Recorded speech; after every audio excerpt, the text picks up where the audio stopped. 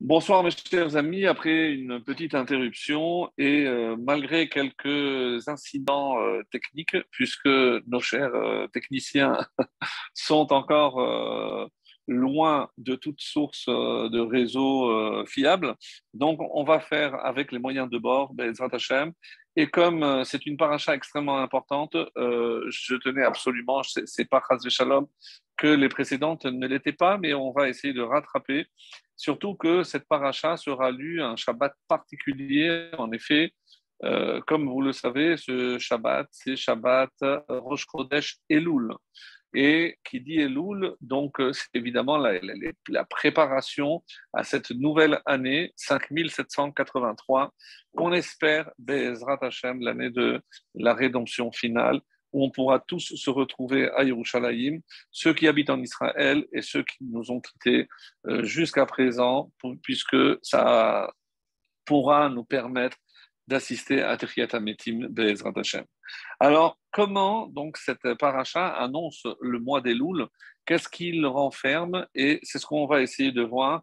Alors aujourd'hui, on a choisi une approche un peu différente des années précédentes, même si quelque part on aura peut-être des choses qu'on a vues, peut-être pas l'année dernière, mais les années précédentes, puisque c'est une paracha cruciale. Elle est toujours lue, elle annonce le mois de Elul, comme certains le voient ici, Re'e Elul HaShavua. Donc, c'est les initiales, regarde, Elul, le mois de Elul, HaShavua ou HaShabbat, ce Shabbat. Donc, on aura la chance d'avoir le mois de Elul.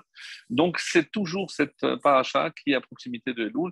Et on va voir déjà avec les premiers versets et on va se servir ce soir de Netivot Shalom, le Rav de Salonim. Donc on l'a souvent cité, je pense que les années précédentes, on a choisi quelques passages et là, j'ai trouvé des choses extrêmement intéressantes pour essayer de comprendre, d'approfondir et surtout, mes chers amis, de nous préparer du mieux possible, même si notre corps est en vacances, notre esprit est déjà, je pense, projeté vers cette préparation à un jugement, le jugement de Yom Hadin de Rosh Hashanah.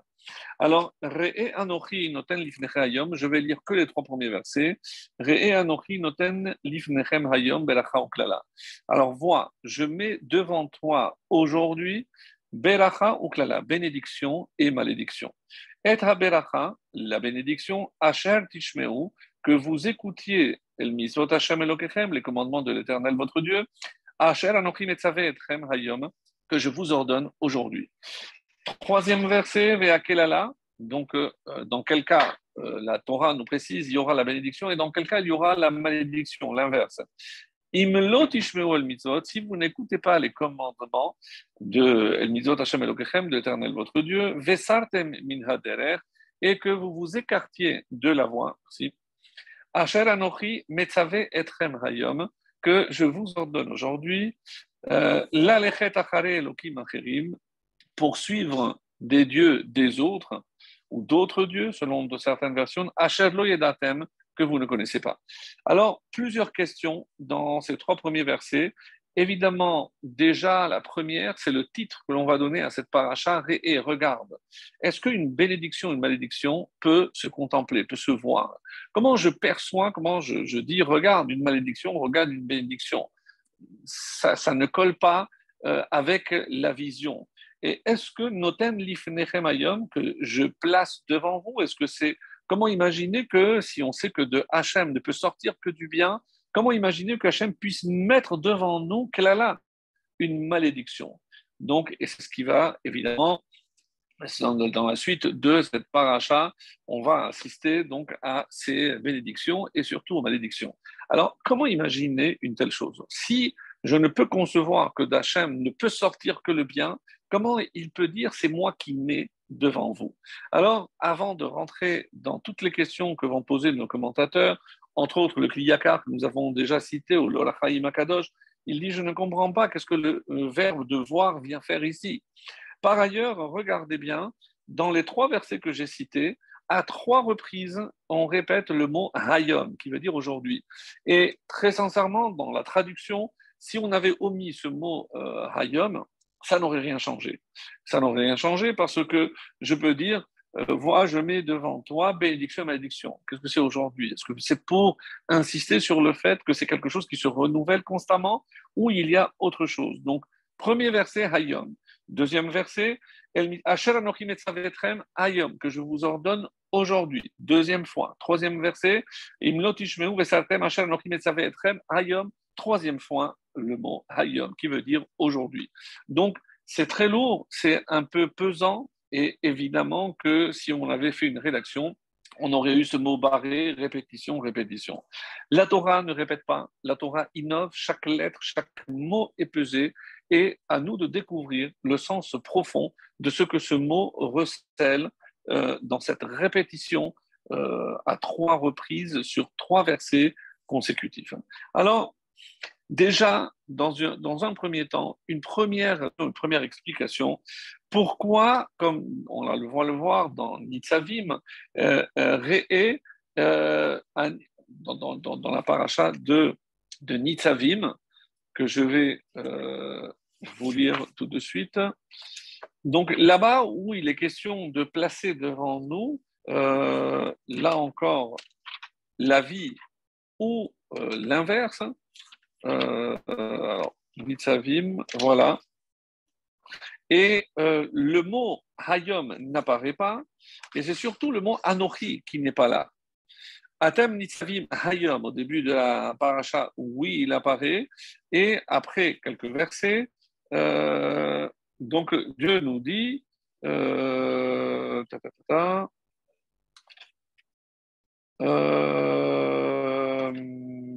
alors, si je retrouve tout de suite, Re'e, donc c'est le verset 15, Re'e natati lefanecha, donc regarde, j'ai placé devant toi, et achayi ve'et hatov. Il n'y a pas le mot anochi.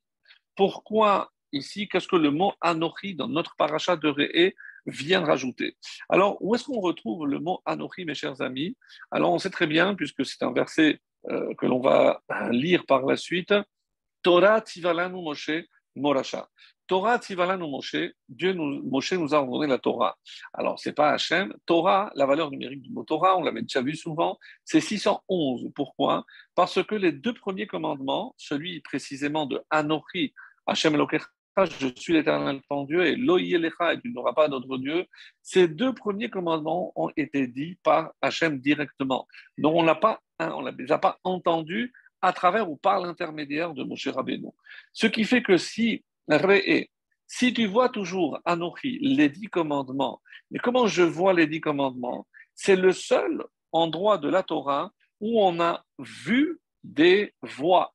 En effet, rappelez-vous, le texte avait dit Vechol ha'am ro'im et akolot. Ils ont vu ce qui normalement est audible. Sans revenir sur cette explication, mais on peut voir les sons. C'est ce qui est dit ici. Alors, est-ce qu'il y a une allusion qui est faite dans ce début de notre paracha, Re'e Anochi? Si tu vois toujours, si tu places devant toi Anochi, mais c'est le symbole des 10 commandements, alors tu auras Hayom Bracha, tu auras toujours la Bracha.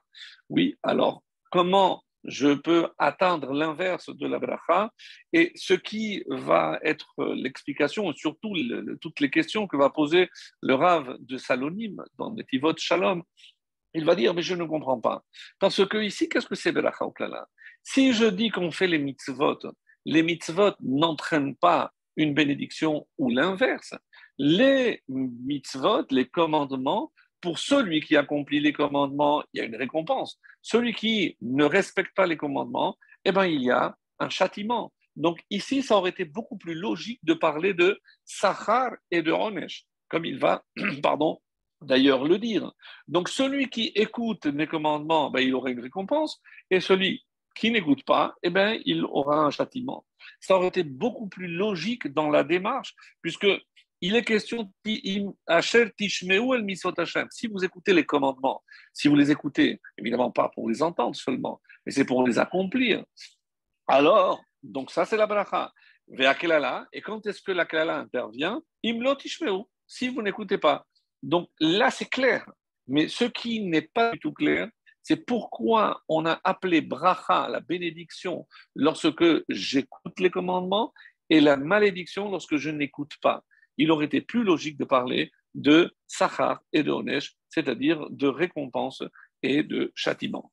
Alors, on va essayer, à partir de là, de voir un petit peu ce que les Chachamim nous disent, et surtout ce que je vous ai prévu par rapport au Netivot Shalom. Alors, avant toute chose, j'aimerais vous lire un passage qui est rapporté au début de notre paracha par un ouvrage qui s'appelle le Bechor Shor. Et qu'est-ce qu'il est dit? Alors, nous avons déjà eu comme parachiotes, donc les parachiotes qui ont précédé, à savoir la paracha de Devarim, ensuite va être Hanan, et la paracha de Aekev la semaine dernière. Et il nous dit, Adkan, jusqu'à notre paracha, celle de Re'e, Tochechotav, al-Irat Shamaim. C'est-à-dire, jusqu'à présent, on peut dire que c'était les tochachot, c'était les réprimandes, les reproches que Moshe adresse au peuple parce qu'il récapitule en quelque sorte depuis la traversée, depuis la sortie d'Égypte, toute la traversée du désert, avec toutes les vicissitudes de cette traversée, avec les aléas, les révoltes, etc. Donc, c'était surtout dans un temps de reproche. Jusqu'à présent, au Mikan, à partir de maintenant, Matril Lesader HaMitzvot. Et là, il y avait très peu de mitzvot, les premières parachiotes du livre de Dam Devarim. Et là, on a, par exemple, dans notre paracha, la paracha de Re'e, il y a 55 mitzvot. C'est pour ça que c'est une paracha très aimée de nos amis les Tunisiens. En tout cas, dans Re'e, il y a 55 commandements.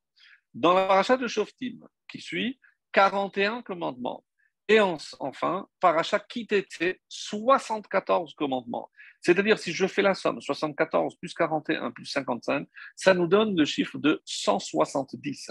En 3 parachiotes, j'ai presque le tiers. Alors, c'est vrai, vous allez me dire, presque le tiers, c'est pas le tiers, mais c'est presque le tiers de tous les commandements concentrés en 3 parachiotes. 55, 41 et 74. Les ficha, c'est pour cette raison, matril, re'e anochi noten lifnechem. Qu'est-ce que je te donne? Je suis en train de te donner des mitzvot. Et pourquoi? Pour que vous fassiez toujours le bon choix. Si vous écoutez, vous accomplissez les mitzvot, vous verrez comment Hachem va déverser sur vous la bracha. Donc la bracha, c'est ce qu'il veut de toutes les façons, ce qu'il a prévu pour l'humanité. Im tifreru shmirat mitzvot, si vous optez pour l'accomplissement, l'observance des commandements, titbarechu veim chiluf chiluf. C'est si vous optez pour ce choix d'écouter les commandements, alors vous serez béni. Et sinon, vous aurez l'inverse. Donc, on voit ici clairement que c'est un choix qu'Hachem est en train de donner, un petit peu comme dans la paracha de Nitzavim que j'ai lu, Re'e natati ha'ayom ha'chaim ve'amavet. Donc, la vie ou la mort. Donc, il n'y a pas de 3 options possibles, il n'y a que 2. 2, c'est à droite ou à gauche, la vie ou la mort, la bénédiction ou la malédiction. Mais en sachant que c'est le choix de l'homme qui va entraîner que s'il lui arrive quelque chose de mal, bien entendu, c'est la conséquence de ses actes à lui. Ce n'est pas ce que Hachem a prévu pour lui. Alors, pour reprendre donc cette question que j'avais dit au nom du Orachaim, je vais vous la lire. Donc les 3 bits que je vous ai dit. L'Orachaim dit, je ne comprends pas. C'est-à-dire là, lama amar lachon reiya. Mais pourquoi la Torah parle ici de reiya? Si on dit, si vous écoutez les commandements, si vous n'écoutez pas, alors j'aurais dû commencer par prêter l'oreille au commandement. Ne faites pas la sourde d'oreille. Mais comment je vois que quand j'accomplis un commandement, j'ai automatiquement une bénédiction. Alors, l'Or Haïm pose cette question et nous dit Re'iya la devarim velo shemi'a. Mais pourquoi donc la Torah ici parle de vision et non pas d'écoute? D'oui. Od Ameru, et c'est lui qui pose cette question, qu'est-ce que c'est ce mot Anochi? Od Lama Amar Lashon Yachid. Et ça, c'est les fameuses questions du Or Haïm Akadosh. Pourquoi il commence par Re'e, voit, observe, et ensuite il dit Lifnechem, je place devant vous. C'est au pluriel. Alors j'aurais dû dire Re'u, voyez, ou alors Re'e, regarde, je place Lefanecha devant toi. C'est ces questions. Kevan Shekola Parasha Bilshon Rabin Nemra. Surtout que lorsqu'on regarde tout le reste de la paracha, c'est fait au pluriel. Donc, le titre ne convient pas à l'ensemble de la paracha. On aurait dû dire Réu, voyez, et pas seulement Réé, voit tout seul. Alors, donc, sur cela, il y a des questions magnifiques que je vais vous lire. C'est le Hashi Hakadosh. Il nous dit Maou Leshon. Donc, déjà, sur chaque mot de ce verset, tout le monde pose des questions. Le Hashi Hakadosh nous dit Maou Leshon Noten. Qu'est-ce que ça veut dire placer? Est-ce que je place une bénédiction? Est-ce que je place une malédiction? Maou Lashon Noten. Ve'en Lashon Matana Tzodeket Beze. C'est pas justifié. Je ne mets pas une bénédiction, j'envoie une bénédiction, je souhaite, je déverse sur vous. Chez Kolan Noten, ou Noten. Surtout que lorsqu'on donne, on donne avec un bon œil. Et s'agissant d'Akadosh Baruch Hu, c'est évident que lorsqu'il donne quelque chose, il le donne évidemment avec un bon œil, avec abondance. Et c'est le propre même de la bracha. La bracha, rappelez-vous, on avait dit par opposition à la kelala. Qu'est-ce que c'est la kelala? Aro, lorsque la Torah maudit quelqu'un, c'est lorsque cet être, ça peut être le serpent qui a été maudit ou un être humain, il se déconnecte avec la source qui est à Kadosh Baruch Hu. C'est-à-dire lorsque je reste connecté, c'est le symbole de la bracha. Lorsque je fais une bénédiction sur quelque chose, Baruch Ata, je me connecte avec la source, Sheakol Niyabidvaro, qui a créé tout par la parole, etc. Donc, ce n'est pas moi qui bénis Hachem. Je ne peux pas apporter, donner quelque chose à Hachem. Je ne fais que, en quelque sorte, me connecter avec la source de vie. Et c'est ça la bracha. Parce que lorsque il est dit que celui qui ne fait pas une bénédiction lorsqu'il profite de ce monde, il vole Dieu, mais il fait du mal aussi à Israël. Quel rapport? Si moi je bois ou je ne fais pas la bracha pour moi, bon, peut-être que si ça vient de Dieu et ne fait pas faire la bracha, c'est ne pas reconnaître que ça vient d'Hachem. Mais quel rapport avec tout Israël? Parce qu'à travers cette bénédiction que moi je fais, c'est comme ça que je fais déverser la bénédiction sur tout Israël. Et comme il est dit que Kol Israël Arevim Zelazé, on est tous garants, on est tous finalement responsables les uns des autres. Donc si moi, par mon action, je peux entraîner que malheureusement, il y a une coupure et que la bénédiction qui devait se déverser, eh ben, elle reste coincée. Et comme si je fermais une valve, et c'est ça quand je ne fais pas une bracha, je ferme un robinet qui empêche la bénédiction de se déverser, pas que sur moi, mais sur tout Israël. Et c'est pour ça que lorsque je ne bénis pas quelque chose, je peux faire du mal aussi à l'ensemble d'Israël. Et c'est ce qu'il faut évidemment prendre conscience si on veut déjà améliorer notre comportement par des petites choses. Donc le Alcher, donc ici, dit, mais qu'est-ce que c'est ce verbe de noten? Et il nous dit comme ça. Alors, Anochi noten lifnechem ayom beracha uklala. Écoutez bien le Targum. Le Targum, comme vous le savez, c'est la traduction en araméen. Pardon. Et le Targum Onkelos, qui apparaît toujours dans les éditions du Chumash, qu'est-ce qui est dit? Ana Yahiv Kadmechon, je donne devant vous, Yoma, aujourd'hui, Din Berachan ve Lotin. La bracha et Lotin, l'ayet en araméen, c'est la malédiction. Jusque-là, tout va bien. Et le Targum Yonatan Ben Uziel, pour ceux qui ont eu la chance d'être en Israël ces vacances, donc c'est une destination très connue, c'est le Kever, là, Amouka, l'endroit est appelé Amouka, Yonatan Ben Uziel, il ne s'est pas marié, il a prié pour que quiconque se rende sur son Kever, sur sa tombe, eh ben, il trouve un zivoug dans l'année. En tout cas, on profite de le mentionner pour que, Bezrat Hashem, tous ceux qui désirent un bon zivoug, il l'ait dans l'année. Alors, lui, il a fait une traduction aussi en araméen, et écoutez ce qu'il dit.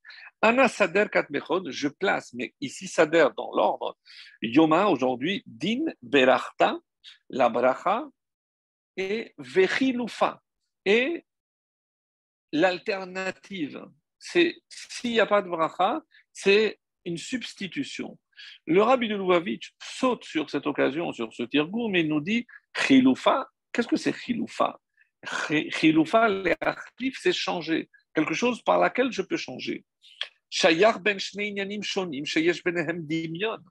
Dire qu'il y a un chilouf, ça veut dire qu'il s'agit ici de deux choses qui sont similaires. Je peux remplacer comme un joueur, donc un suppléant. Donc je remplace un joueur par un autre joueur, mais ils se ressemblent. Peut-être qu'ils n'ont pas le même niveau, mais je remplace un joueur par un autre joueur. Les Havdil. Donc il y a dimion, il y a évidemment donc une ressemblance. Si je dis que c'est une substitution, velachen, et c'est pour ça, shayach leachlif benehem.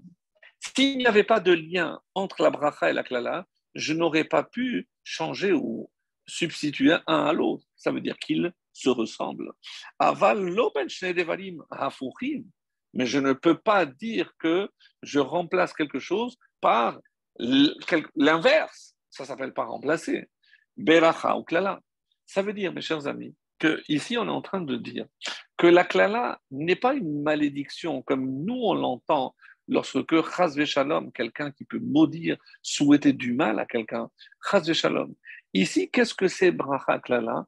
La klala, c'est une face, l'autre face d'une bracha. Mais si je dis que Anochi, que je mets devant vous, et c'est Hachem qui parle, Dieu ne peut pas donner quelque chose de mal. Donc, quelque chose qui est perçu par l'homme comme quelque chose de mal, mais qui s'avère être aussi une bracha.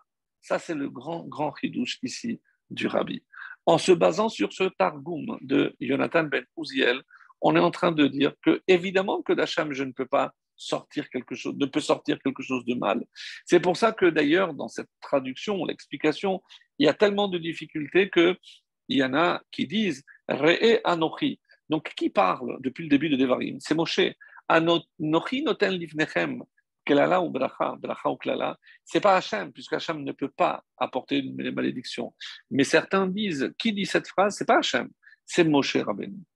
Et Moshe, il peut, vu qu'il a ce corps, il a cette force, cette puissance de le faire, donc une explication consisterait à dire que celui qui place la malédiction, c'est certainement pas Hachem, mais c'est Moshe, son serviteur. Ça, c'est une explication.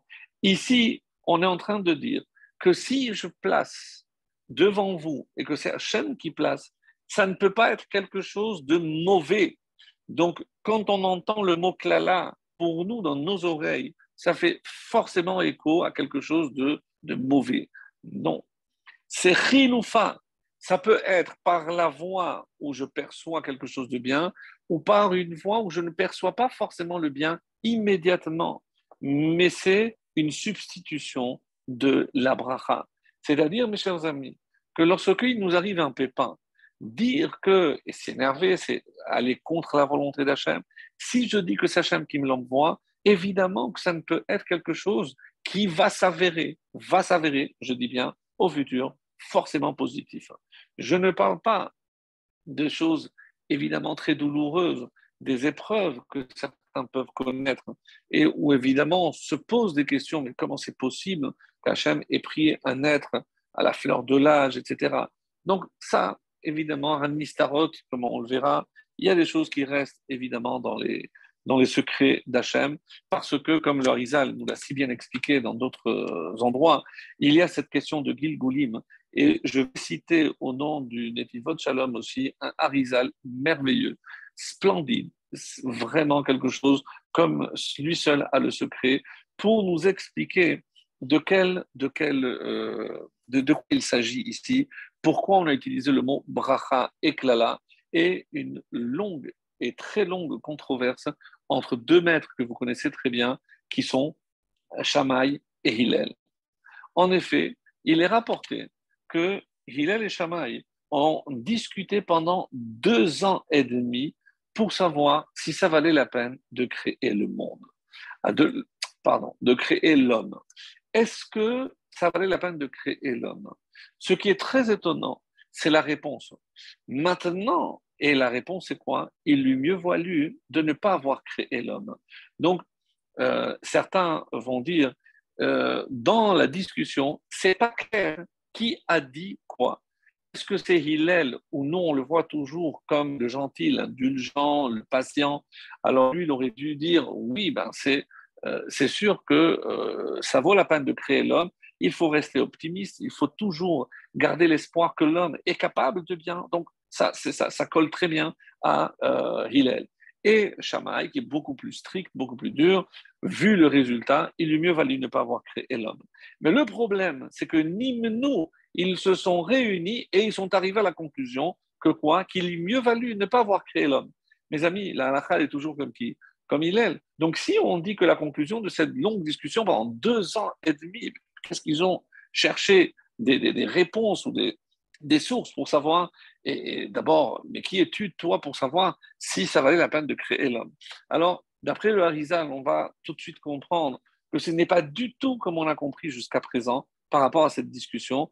Évidemment que personne ne va remettre en cause le fait d'avoir créé l'homme, puisque ça incombe Hachem. Et s'il y a une naissance ici-bas dans ce monde, c'est évidemment la volonté d'Hachem. Ah, mais c'est fait dans des conditions peut-être que ce n'est pas nos oignons à nous. Si Hachem a décidé qu'il doit y avoir une vie, il y a une vie, point. Ah, alors sur quoi ils ont discuté? Et c'est ça, tout le chidouche qui va sortir du Harizal. C'est évidemment pas d'avoir créé l'homme. Ça, c'est Hachem, c'est les affaires d'Hachem, on ne se mêle pas. Mais maintenant que cette âme va devoir revenir sur terre. Pourquoi? Parce que, et ici, Beracha Oklala, mes amis, c'est une des réponses qu'il donne, magnifique. C'est pas du tout lié à Sachar et Onesh. On ne parle pas ici de la récompense ou du châtiment, pas du tout. C'est la Beracha Oklala. C'est que si Hachem nous donne l'opportunité de revenir, de quoi il s'agit ici? Il s'agit d'accomplir notre mission. Il nous a déjà donné la chance, lorsqu'on est venu une première fois, eh ben, si on doit revenir, c'est qu'on n'a pas accompli notre devoir. Et ça, c'est quelque chose de tellement difficile, parce que si on avait eu une lettre de route, c'est-à-dire une charte, voilà, tu as été créé dans ce monde, voilà ce que tu as à faire. Eh bien, on vient avec une table de matière, on sait pourquoi on est venu, on sait ce qu'on a à faire, et bon, ça aurait été beaucoup plus simple. Mais là, c'est très vaste. Comment je sais ce que Hachem attend de moi? Et c'est ce qui est dit ici. Quand je place devant toi, tu es venu pour une mission. Mes amis, l'homme est venu sur terre avec une mission. Comment, dans le langage des Chachamim, on appelle la mission pour laquelle le monde est venu? Eh bien, par exemple, le Ramchal, il dira dans l'introduction de Messilat Yesharim, le sentier de rectitude, même si ce n'est pas la traduction exacte, Messilat, le sentier, Yesharim, des droits. Donc, Hachem, il attend qu'on soit droit dans ce monde. Et dans son introduction, très très connue, et d'ailleurs, évidemment, donc à l'approche de Elul, il est bon d'avoir des classiques à portée de main pour évidemment se répondre, se renforcer dans tous les domaines pour arriver prêt à ce jugement qu'est le jour de Rosh Hashanah. Alors, lui, il dit à quoi il doit réfléchir l'homme? Chovato, son devoir, be'olamo, dans son monde. Alors, il n'y a pas marqué Chovato ba'olam, son devoir dans ce monde. On aurait dû dire, ben, s'accomplir les mitzvot, etc. C'est comme tout juif. Non. Be'olamo, donc son olam à lui. Lui, il a une place dans ce monde parce que en naissant, Dieu lui a donné un tafkid, un rôle que personne au monde ne pourra remplir. Tellement que s'il est venu, il n'a pas accompli cette mission, il sera obligé de revenir jusqu'à qu'il l'accomplisse. Donc, quand on parle ici de Beracha et de Klala, c'est quoi la bracha? La bracha, c'est de sentir quelle est cette mission et l'accomplir pour s'en acquitter. Alors, comment je peux savoir quelle est ma mission? Alors, il y a des indices, mes chers amis, et c'est ce que le Divot Shalom va nous dire. Et généralement, c'est ce que l'homme a le plus de mal à réaliser. Par exemple, que sais-je, un exemple, se lever tôt le matin pour la tefila. Donc, il va rattraper, il va mettre les tefilines, évidemment, mais le matin, il n'arrive pas. C'est très, très difficile de se réveiller. Surtout maintenant, rappelez-vous, il y a bientôt pour nous les Sfaradim, à partir de la semaine prochaine, les Selichot, donc encore plus tôt, trois quarts d'heure, au moins plus tôt. Donc, comment imaginer que c'est notre devoir? C'est là où on a le plus de mal. C'est-à-dire là où le Yetzer Hara est le plus fort. Chacun doit faire son propre bilan. Le mois de Elul, c'est le mois pour le bilan. Donc, chacun devra faire ce bilan et être honnête avec lui-même. Se dire, je sais que pour moi, j'ai beaucoup de mal à fixer un temps d'étude. Alors, je vais me fixer de faire, par exemple, une Mishnah par jour. Une Mishnah. Ou deux, une Mishnah le matin, une Mishnah le soir. C'est très important. Pourquoi? Parce que la Mishnah, comme vous le savez, c'est les mêmes lettres que Neshama. C'est ce dont ma Neshama a besoin. Moi, je n'ai pas la patience de prendre un texte de Gemara. D'abord, je ne me débrouille pas assez bien. Évidemment qu'il y a des shiurim. Je pourrais aller rien que le vis-à-vis, être devant quelqu'un qui va m'expliquer la Gemara. Mais si déjà il y a aujourd'hui des Mishnayot très bien traduites, très bien commentées, eh bien, je vais me dire, je vais me prendre une Mishnah le matin et une Mishnah le soir. Ce n'est pas des choses grandioses, mais pour vaincre le Yetzer Hara, je ne dois pas utiliser toutes mes forces. Rappelez-vous de ce message de Hanouka, une lumière, plus deux, après trois, après quatre. Donc, je commence à apporter un peu de lumière pour dissiper les ténèbres. Je n'arrive pas avec toute une grande lumière, on n'a pas ce niveau-là. Donc, c'est des petits objectifs que je suis capable de réaliser. Et à ce moment-là, je vais acquérir petit à petit la force de pouvoir avancer et surtout, encore une fois, c'est trouver quelle est véritablement ma mission sur Terre. Parce que, comme les Khamim nous le disent, si j'ai du mal dans tel ou tel domaine, ça peut être un trait de caractère. Je sais que je m'énerve très facilement, je déprime très facilement, je ne vois que le mal. Je vois ça. Chacun doit faire un travail colossal, mais honnête. Et c'est ça, Messilat Yesharim. Il faut être droit, droit dans le sens d'honnête avec soi-même. Et c'est comme ça qu'on pourra avancer dans le domaine qui est le nôtre, c'est la mission pour laquelle Hachem nous a créés. Voilà un petit peu ce que je voulais dire, mais on va voir maintenant ce qui a marqué dans Masechet Sanhedrin, la page 31b. Shalchou mitiveria le Mar Ukba. Donc on a envoyé à Mar Ukba de Vel, Sheor Panav Haya Koren Keor Penemoshe. Et Et on dit que la lumière de son visage était similaire à celle de Moshe Rabbeinu, tellement il irradiait cette lumière. Shaya ben Baïd etzel HaKadosh Baruch Hu. Rashi, il explique que ça veut dire qu'il était tellement proche de Dieu. Matzati besefer Haggadah shaya mar ukba ba'al teshuva. Eh ben, j'ai trouvé dans un sefer de Haggadah, dit Rashi, que ce fameux Mar Ukba était un Baal Teshuva. Il avait Teshuva. Écoutez bien ce que je vais dire là. Et cette Agada est extraordinaire. Donc, il y avait donc quelqu'un, ce Maroukba, Nathan Enav Beichat. Il a vu une femme et il a désiré cette femme. Ve'ela li botina ve'nafal becholi. Il désirait tellement cette femme qu'il est tombé malade. Et mais pourquoi il n'a pas épousé? Ve'eshet ish haïta. Évidemment, c'était une femme qui était mariée. Les Yamim, après quelques jours, Nitzrecha l'elavot humenu. Cette femme, qui était très pauvre, a dû emprunter de l'argent de ce fameux Mar Okva. Elle est venue, pardon, pour lui emprunter de l'argent. Umitor dochaka itratztalo. Et elle était tellement dans le besoin qu'elle était prête à tout faire, à tout donner pour que Mar Okva lui fasse ce prêt. Il aurait pu l'avoir très facilement, puisqu'elle était, on dira en français, à sa merci. Alors,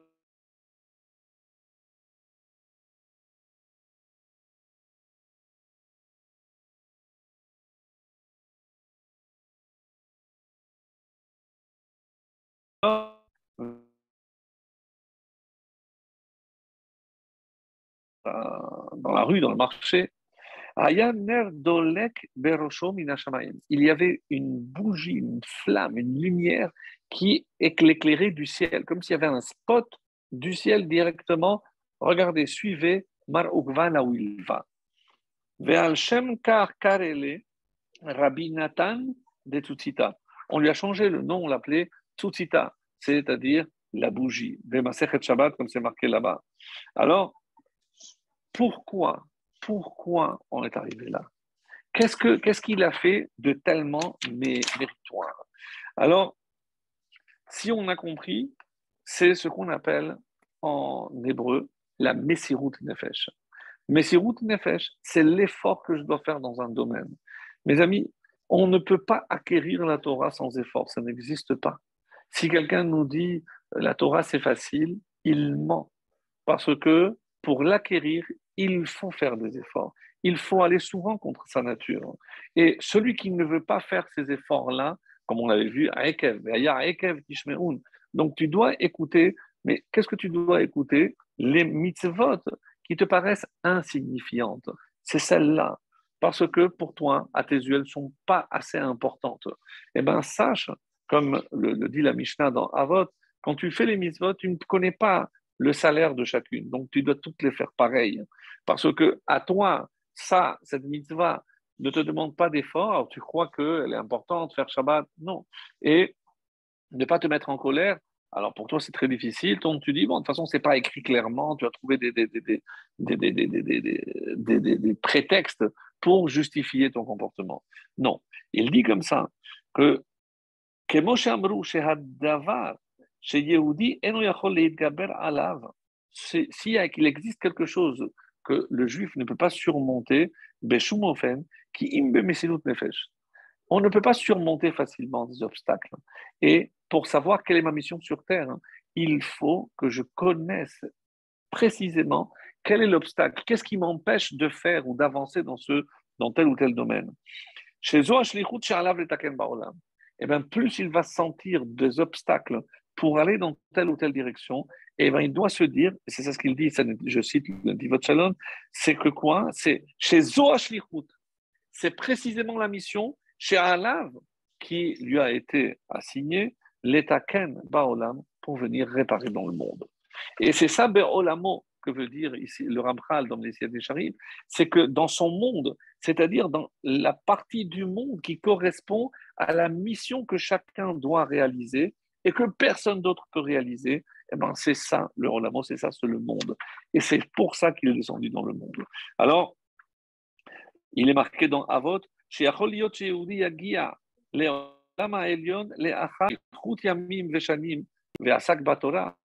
peut avoir le cas de quelqu'un qui s'occupait de Torah, il a fait les mitzvot, il a étudié, il arrive après 120 ans là-haut, et on va lui demander, qu'est-ce que tu as fait? Comment tu agis dans ce monde? Voilà, j'ai fait des mitzvot, j'ai fait.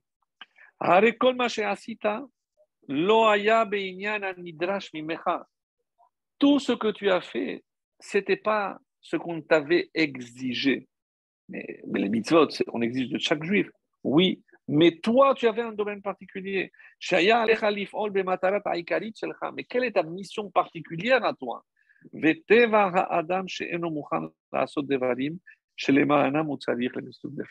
Ce qui demande beaucoup d'abnégation, beaucoup de sacrifices, beaucoup d'efforts, un homme n'est pas prêt à fournir des efforts dans le domaine qui lui exige. Aujourd'hui, comme on l'a souvent dit, dans un domaine où ça nécessite des efforts constants, c'est un domaine où on croit que parce qu'on va demander une bracha, eh ben, ça va apporter la solution. Je parle bien sûr, d'entre autres, c'est dans le domaine de Shalom Bayit. Mais est-ce que Shalom Bayit, ça va pas venir du ciel? Le Shalom, pour atteindre ce niveau d'équilibre, cette harmonie entre deux êtres tellement différents, ça nécessite des efforts constants. C'est pas qu'ils sont, comme aujourd'hui on dit, incompatibilité de caractère. S'ils sont passés sous la roupa, c'est que là-haut, on a voulu que ces deux âmes se réunissent. Alors, comment expliquer que ça ne marche pas? Je ne parle pas des cas extrêmes, bien entendu, mais comment expliquer que ça ne marche pas? Eh bien, tout simplement parce que ceux qui demandent des efforts, eh bien, on n'est pas prêt à fournir ces efforts. De même pour notre mission à nous. Là où je vois que ça me demande des efforts, c'est précisément là que se trouve notre mission. Alors, et c'est comme ça qu'il est dit, Kol Asita, toi, tout ce que tu as fait dans ton monde, parce que ça ne te demandait pas d'effort. Tu as grandi, tu savais, ça ne demande pas d'effort. Alors que non, les hakri velimsor et kol yeshut shelo, ce qu'on demande pour atteindre cette mission, la réalisation de cette mission, c'est un sacrifice, quelque chose qu'il doit sacrifier. Parce que, comme vous le savez, mes chers amis, dans la Torah, on ne récompense pas le résultat. Les fum tsa'ara, agra, la récompense, elle est selon tsa'ar. Tsa'ar, c'est l'effort, l'effort que je fournis. La Torah, elle va récompenser l'effort. Elle ne va pas récompenser le résultat. Alors, c'est ça ce qu'il faut se dire. Je voudrais rajouter encore, euh, lorsque on a dit, il y a le coup de Shimoni, un midrash magnifique qui dit Shema Israël, Yomeru Israël, Ho'il venatan amakom shete drachim. Parce que si Hachem nous donne deux voies, comme on va le voir dans Nitzavim, je lirai les questions après. Comme on a vu dans Nitzavim, que Hachem donne les deux voies, la vie ou la mort. Ici, bracha, la bénédiction, ou l'inverse. Qu'est-ce qu'il dit le Yakut Shmoni au début de notre paracha, donc le Midrash Yakut Shmoni, Shema Yomeru Israël, de peur que Israël ne vienne dire Oh, il venatana comme chez Derachim, puisque Hachem nous a donné deux voies, Derech HaChaim, Vederech Amaved, la voie de la vie et l'inverse. Neler be'ezo shenirtse. Est-ce que véritablement je peux aller là où j'ai envie? Talmud Lomar, non, non, non, non. Ubacharta Bachaim, tu choisiras la vie. C'est-à-dire, c'est vrai qu'il y a deux voies, mais évidemment que moi, ce que je te demande, c'est choisir celle de la vie. Lama Davardomé, à quoi cela ressemble-t-il? Et c'est un midrash très connu avec une histoire magnifique, un machal, donc une parabole. Quelqu'un qui s'est trouvé dans une bifurcation. Il a vu qu'il y avait deux sentiers. Il ne savait pas s'il allait prendre celui de droite ou de gauche. Donc il voyait que dans un premier, il voyait que tout était plat dans le premier. Vesofo kotsim, mais il voyait que c'était touffu. À la fin, il y avait évidemment des épines. Ve'echad, shetechilato kotsim, vesofo mishor. Et là, dans l'autre, il voyait tout de suite devant lui, il voyait qu'il y avait des épines, donc difficile de passage, mais à la fin, il voyait que c'était plat.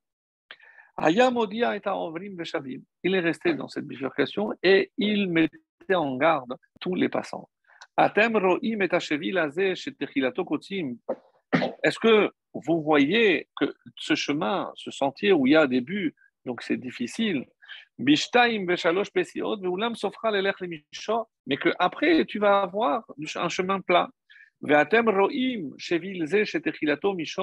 est-ce que vous voyez l'autre chemin, l'autre sentier, où vous voyez que tout est plat, mais qu'après quelques pas, que tu vas te retrouver avec des épines, car Amar Moshe le Israël. C'est ainsi que Moshe a dit à Israël.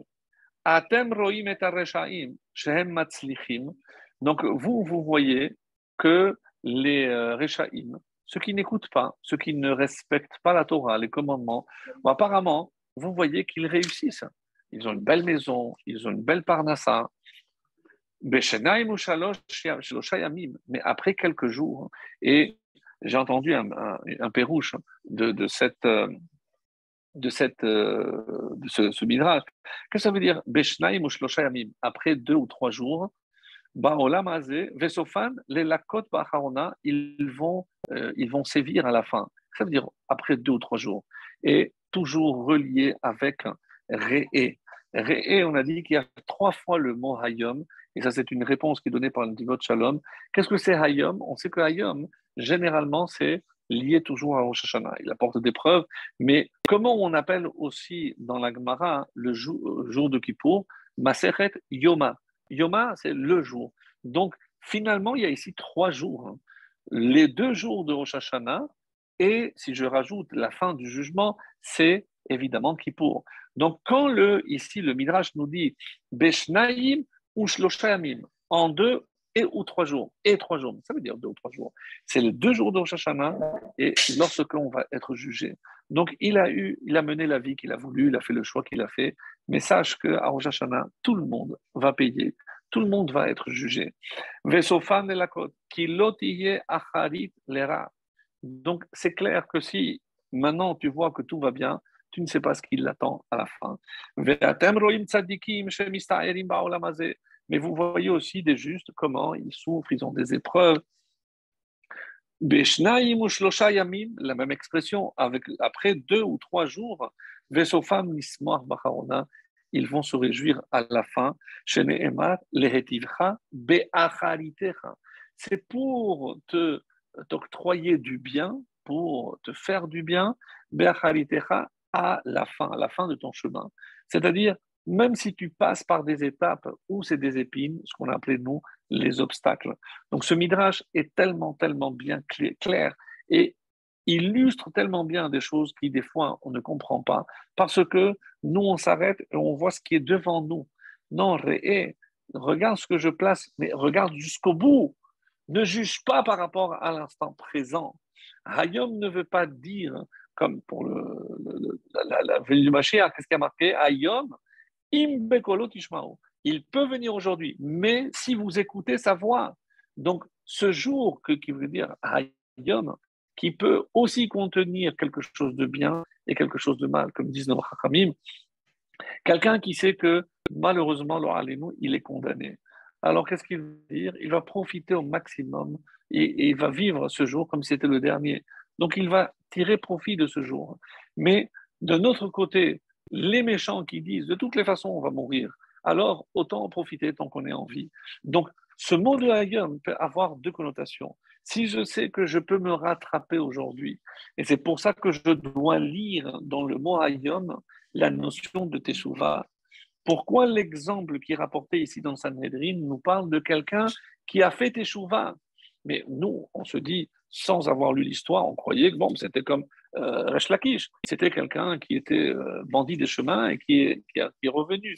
Non, on dit qu'il a fait Teshuvah parce que dans le domaine où il était le plus éprouvé, il a su se retenir, il a fait preuve d'efforts colossaux, surhumains presque, et il a été guéri et il a mérité cette lumière sur sa tête qui venait du ciel.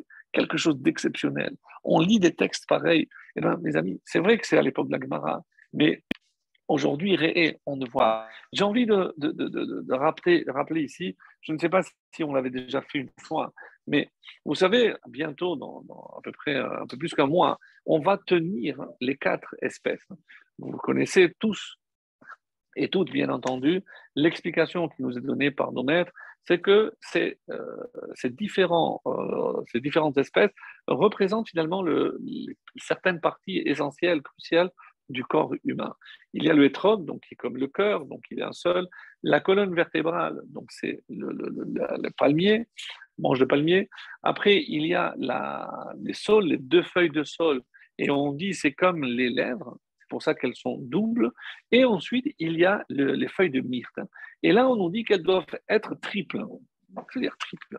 Parce que si j'ai une branche et qu'il n'y a pas dans la majorité, toujours à tous les niveaux, 3 feuilles, on dit que c'est un hadas choté.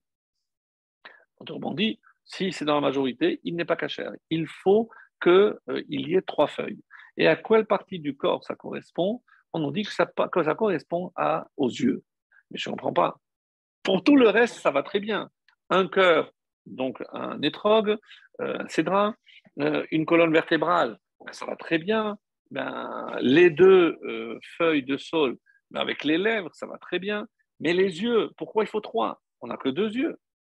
Et là, explique nos Chachamim, non, on a 3 yeux. Ce fameux troisième œil. Et où est-ce que je retrouve, pour citer encore Pirkei Avot, mais que ça veut dire un troisième œil? Oui. Quand les Chachamim nous disent Ezeu Chacham, qui est vraiment le sage, Haroe et Anolad. Celui qui voit, c'est pas celui qui naît, mais ce qui va naître, ce qui va se passer. Mais si c'est quelque chose qui va venir, donc c'est quelque chose que je ne vois pas maintenant. Donc, pourquoi je dis Haroé et Anolad? Et ça, c'est une preuve de chacham, de sagesse. Pourquoi? Parce que ce n'est pas, on ne parle pas des yeux physiques, on parle de ce fameux troisième œil. C'est cet œil, comme dans la Mishnah, on nous dit que celui qui ne sait pas voir par anticipation, on a dit comme le hadas, c'est un hadas choté. Choté, c'est un stupide, quelqu'un qui dit idiot, quelqu'un qui ne voit pas plus loin, on dit en français, qui ne voit pas plus loin que le bout de son nez. C'est-à-dire, il est incapable d'anticipation. Et bien ça manque évidemment de chorma. Le chacham est celui qui voit la conséquence. Et à ce propos, il y a une explication qui est due au sabbat du Kelem. Le sabbat de Kelem donne une explication vraiment très intéressante et il nous parle par rapport donc à ce que j'ai dit ici, cette vision, c'est le Koach Hatziyur, c'est le don de vision, c'est-à-dire d'imagination, de représentation, se représente quelque chose. Par exemple, si je vous dis combien d'ailes a tel oiseau, vous visionnez tout de suite l'oiseau et vous savez que c'est deux. Mais dès que je vous parle d'un oiseau, vous imaginez un oiseau. C'est ce qu'on appelle le Koach Hatziyur. Et toujours, le sabbat de Kelem nous dit quelle est la différence entre un tzaddik et un rachat. C'est la seule différence qu'il y a entre les deux, c'est justement le Koach Hatziyur. C'est que le rachat ne voit qu'avec ses deux yeux. Et le tzaddik, qu'est-ce qu'il voit? Il voit avec le troisième œil. Autrement dit, je sais que j'ai envie de quelque chose, mais maintenant je ne vois que ce que j'ai devant moi. Donc le rachat, il est dans le profit immédiat. Le chacham, évidemment ici le tzaddik, c'est celui qui est capable de se retenir parce qu'il voit les conséquences. Ah, Roet Anolad, mais quoi? Je vais aller avec une femme mariée, je vais faire de l'adultère, je vais briser deux foyers. Donc, si je ne vois que l'instant présent et le profit immédiat, ça, c'est, mes amis, un rachat. Qu'est-ce qu'il manque à ce rachat? Vient le sabbat de Kelem et il nous dit, c'est le Koach Hatziyur. Et malheureusement, il y en a qui n'ont pas. C'est vrai que certains ont une vision limitée, mais ce troisième œil, d'après la Kabbalah et autres, donc on l'avait. Et ceux qui sont vraiment des vrais tzadikim, on peut appeler chacham, donc ils arrivent à voir des choses. On n'a pas besoin de sortir. Alors je disais tout à l'heure, pour raconter une blague, la différence entre voir et écouter. Donc, il y a quelqu'un qui s'est présenté comme témoin d'un meurtre.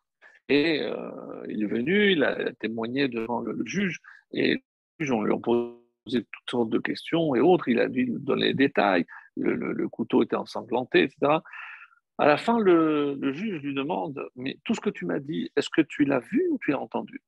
Alors il a dit, j'ai vu une partie et j'ai entendu une partie. Il m'a dit, ah, mais tu n'as pas vu? Non, je suis arrivé juste lorsque le meurtrier lâchait le couteau, je l'ai vu fuir et j'ai vu l'autre, la victime, tomber. Il a dit, mais non, ça ne compte pas. Si tu n'as pas tout vu et tu n'as qu'entendu, ça ne compte pas. On ne peut pas tenir compte de ton témoignage, donc on ne peut pas accuser. En sortant, tellement énervé, ce témoin, il a dit ce qu'il est stupide, hein, ce juge. Le juge ne voyait peut-être pas bien, mais il entendait très bien, il avait l'ouïe très fine, il a entendu les propos qu'il a tenus, et il a fait revenir, il a dit, qu'est-ce que tu as dit? Je dis, ben, j'ai dit que vous êtes stupide. Il a dit, mais tu sais que traiter un juge, ça peut aller jusqu'à une année d'emprisonnement. Il a dit, mais pourquoi vous allez le mettre en prison? Parce que tu m'as traité d'idiot. Je dis, mais comment vous savez que je vous ai traité d'idiot? Je dis, parce que tu l'as dit. Je dis, mais est-ce que tu l'as vu ou tu l'as entendu? Ah, parce que si tu ne l'as pas vu, ça ne compte pas. Donc, il l'a pris à son propre jeu. Mais encore une fois, qu'est-ce qu'on veut dire par là, mes chers amis? C'est que la vision, c'est pas ici réé dans le sens vois la bracha et la klala. Non, vois la conséquence de tous tes actes. C'est ça la véritable vision. Et c'est de cela qu'il s'agit ici dans cette paracha. Alors, je voulais encore, pour terminer sur ce passage, euh, Dans l'Ikouté Sichot, donc le rabbi qui rapporte ici un point que je trouve aussi très beau. Mikevan Shabechira Imeikare Maalat Avodat Adam. Donc, faire les bons choix dans la vie, c'est sûr que c'est une des tâches les plus difficiles de tout homme sur terre. Et que pour atteindre, évidemment qu'il faut s'évertuer, faire beaucoup d'efforts. C'est pour ça que Dieu a créé un équilibre et que, évidemment, s'il y a la kedusha, il y a aussi l'inverse. ולכן אפשר להיות לאדם רצון חזק במילי עלמא שלמעלה מהשכל. Et je peux avoir un homme qui a une force colossale dans tout ce qui touche le sechel, ce qui est au-dessus, l'intellect. עד שימסור נפשו על זה, ולא עוד, אלא שמצד אחד הרצון דנפש הבהמית הוא בתוקף יותר מהרצון דנפש האלוקית. Donc, il peut avoir une force qui est beaucoup plus forte pour certains. Dans ce monde ici, il pourra se retenir et faire preuve d'une domination parfaite de tous ses instincts. Qui nefesh elokit aikaro sechel, venefesh behemit ikara bemidot. Donc, il nous révèle ici quelque chose d'extraordinaire. On sait très bien, sans rentrer dans le détail, je ne vais pas détailler, mais on parle de nefesh elokit, l'âme divine et l'âme animale. Qu'est-ce que c'est l'âme divine? C'est le sechel, au niveau du sechel, ce qui est appelé le roi dans l'homme. Et qu'est-ce que c'est nefesh behemit? On nous dit qu'il s'agit essentiellement des midot. Les midot, évidemment, c'est les traits de caractère d'un homme. Et c'est pour ça que tout ce que l'homme doit opérer ici sur Terre, c'est évidemment des choix. Et c'est le plus difficile. Et c'est pour ça que si je dis ici le mot noten, c'est parce qu'Hachem, il veut évidemment nous donner que du bien. Et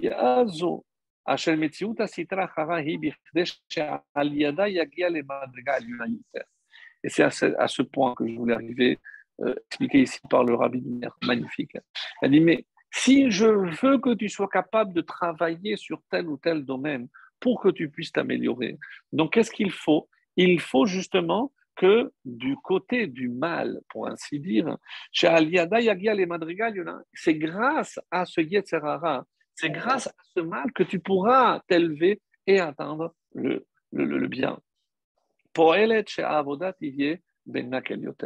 Et c'est ça ce qu'il faut comprendre. Lorsqu'on a parlé ici de Chiloufa, donc c'est pas qu'il y a le mal et le bien.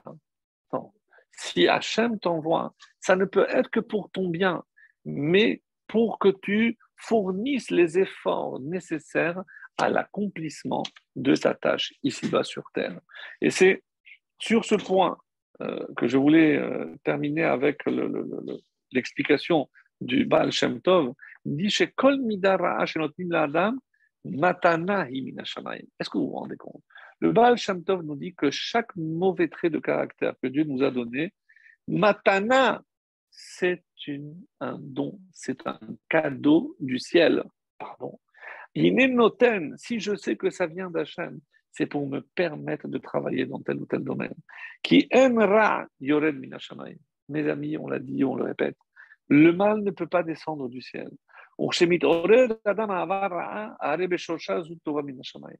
S'il sent qu'il est tiré ou attiré vers quelque chose de mal, c'est aussi évidemment une épreuve. Parce que s'il arrive à surmonter, regardez l'exemple que nous avons lu tout à l'heure.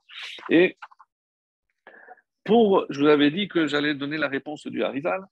Alors, qu'est-ce qu'il dit le Harizal? On a dit pourquoi on parle de Beracha, pourquoi on parle pas de Sachar et Onesh. Et voici la réponse extraordinaire du Harizal. Chez Enodomé Adam les Adam. Donc nous savons très bien qu'aucun homme ne ressemble à l'autre. Depuis la création, personne ne pourra revenir réparer ce que moi je suis censé réparer. Vehainu, c'est-à-dire, chez l'école Adam Yesh et à chez l'Ichuta Eliona Shelo, l'Etaken Davar Miyuchad, dans les mots du Harizal.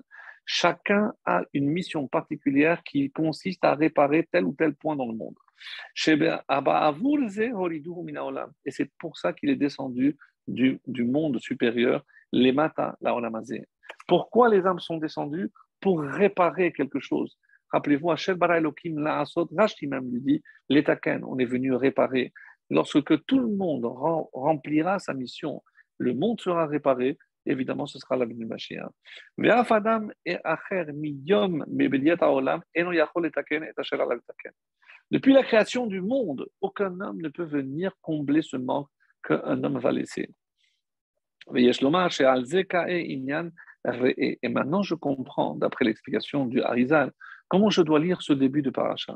On ne parle pas ici de l'accomplissement des mitzvot,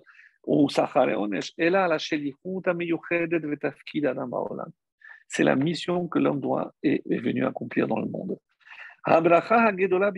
Et quelle est la plus grande des bénédictions? C'est que lorsque l'homme accomplit la mission pour laquelle il est descendu, son âme est descendue ici-bas.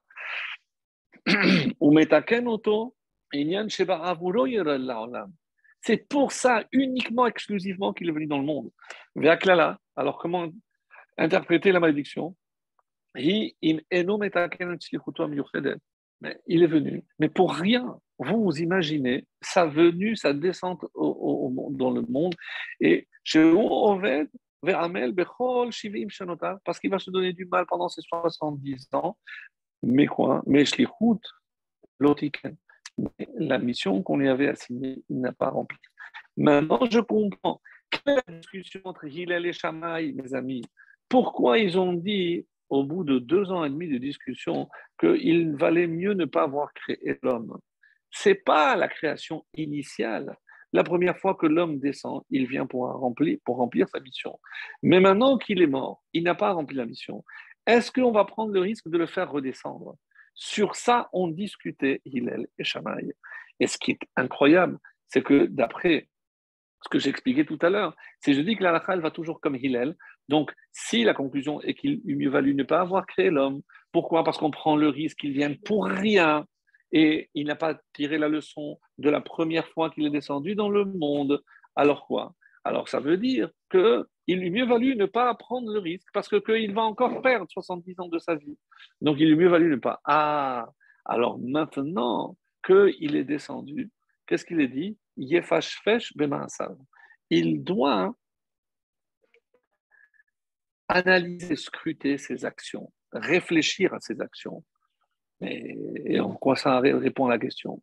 Alors, il y a une réponse magnifique qui dit, et ce sera peut-être notre conclusion, une réponse magnifique qui dit la chose suivante. Mes amis, on sait très bien que dans les 613 commandements, il y a des lavines et des assez. C'est 248 mitzvot assez que je dois accomplir positives et 365 commandements négatifs. Donc, il y a plus de chances que je transgresse que je fasse, parce qu'il y a 365, le nombre est plus important. Mais Hachem nous a fait ici matana, un cadeau incommensurable. C'est lequel? C'est que je sais, par exemple, que si j'ai pensé à faire quelque chose de mal, tant que je ne l'ai pas fait, ça n'est pas compté comme une avéra. Donc, par contre, si je pense à faire une bonne action et que je la fais, j'ai une double récompense pour la bonne pensée. Et même comme ça, je comprends que même si je n'ai pas réalisé, mais que j'ai eu la pensée de faire, une bonne intention de faire, la bonne intention compte. Ça veut dire, mais je ne l'ai pas fait. Oui, mais l'intention compte à part que l'action. Donc, du coup, s'il y a 248 commandements positifs, mais lorsque tu vas réaliser une mitzvah, pense à la mitzvah. C'est-à-dire, si tu es capable de penser aussi à la mitzvah, qu'est-ce que je déduis de là? C'est que donc je vais faire basculer la balance du côté des actions positives. Parce que pour chaque action positive que je vais faire, je vais associer Yefashfesh Bemaasav, qu'il pense à ce qu'il fait. Et il aura une double récompense. Et c'est comme ça qu'il justifiera. Pourquoi? Parce que s'il pense bien, c'est-à-dire il pense mitzvah, ben mes amis, des fois, en quoi consiste le jugement? Et comme nous sommes dans les préparatifs de Rosh Hashanah, donc je vais vous poser une question très simple. que j'ai déjà posée, c'est le Shla Akadosh qui répond à cette question. Et qu'est-ce qu'il dit? Le Shla Akadosh nous dit, mes amis, c'est que comment je peux imaginer que quelqu'un qui se prépare à être jugé, on va lui donner des choses à manger. Mais quelqu'un qui va vraiment être jugé, il n'a pas d'appétit. Non. Les Rachamim nous ont donné des signes. Regarde. Regarde dans la grenade combien de graines il y a. Pourquoi? Parce que c'est comme ça que tu peux acquérir des échouillottes. Donc, tu veux avoir un jugement favorable, donc réfléchis, regarde chaque chose. Donc, évidemment qu'il ne s'agit pas parce que je mange, alors je vais gagner le jugement. Il ne s'agit pas de ça. Et il s'agit de ré. Et pour terminer, on a dit qu'on va prendre sur nous de faire une Mishnah. Alors écoutez, on va faire une Mishnah et qui dit la chose suivante, qui résume en quelque sorte euh, les trois fondements auxquels un tout juif doit s'attacher. Alors, il dit comme ça, c'est Akavia ben Manhalalel Omer, Istakel Beshlosha Devarim, Istakel, encore une fois, la vision, mais la contemplation. Donc, je dois réfléchir en regardant. Trois choses, et Ve'en Ataba l'idée Avera. Et comme ça, tu ne faudras pas. Alors, da mais bata, sache d'où tu viens. Ul anata oler, et où tu vas. Velifnemi ata atid liten bin vecheshvon, et devant qui tu devras rendre des comptes. Le Sefer Haïkaïm de Rav Abu Yosef Albo nous dit que c'est vrai, nous, on dit toujours qu'il y a les 13 articles de foi, mais lui, il les a résumés en trois. Quelles sont ces trois choses? Les autres, c'est, on va dire, des dérivés. Quelles sont ces trois choses? Metziut Hashem. Metziut Hashem, d'où tu viens? Eh ben, sache que c'est Hashem. La réalité, Dieu est une réalité concrète, c'est Metziut Hashem. Ensuite, devant qui tu dois rendre des comptes? C'est-à-dire, quand on va voir aussi, euh, tu sais très bien que tout ce que tu fais, c'est écrit quelque part. Donc, devant qui tu rends des comptes? Donc, les trois fondements de la foi juive, c'est Metziut Hashem, la réalité de Dieu. Sachar et Onesh, c'est la hashgacha pratique, donc la récompense, le concept de récompense et de châtiment. Et Torah min hashamayim, que tout ce qu'Hachem nous demande, c'est la Torah, elle vient du ciel. Et donc, si j'ai toujours devant moi ces trois principes, mes chers amis, eh ben, je ne fauterai jamais. Parce que je sais que c'est ce qui m'arrive, c'est Hachem qui le décide, c'est l'Ashgacha. Donc, je sais que à Bracha, là, ça dépendra de ce que je vais, le choix que moi je vais faire. Et enfin, que la Torah, elle vient du ciel. Donc, si du ciel ne peut venir que quelque chose de bien, donc toute la Torah m'a été donnée pour mon bien. Donc, à moi d'étudier, d'approfondir, de connaître, et lorsque je commencerai à voir les résultats de ces changements que la Torah opère en moi, eh ben, c'est comme ça que je pourrai évidemment voir dans tout ce que je verrai la main d'Hachem et surtout ce que je nous souhaite à tous, la bracha, la bénédiction divine. Excellente soirée à tous. Et voilà, maintenant, à présent, s'il y avait des questions, c'est avec grand, grand plaisir.